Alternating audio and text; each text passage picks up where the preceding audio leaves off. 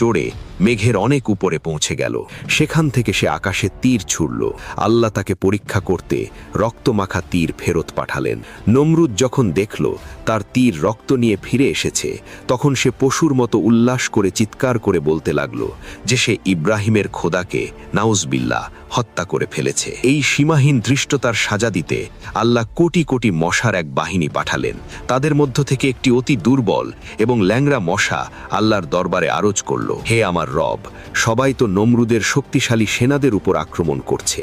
আমাকে এমন এক সুযোগ দিন যাতে এই অহংকারী বাদশাহ বুঝতে পারে যে আপনার সৃষ্টির মধ্যে যে সবচেয়ে তুচ্ছ সেই তাকে ধ্বংস করার জন্য যথেষ্ট। আল্লাহ সেই ল্যাংড়া মশার দোয়া কবুল করলেন।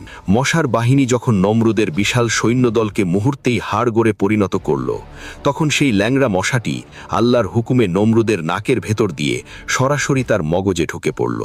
মশাটি তার মাথার ভেতরে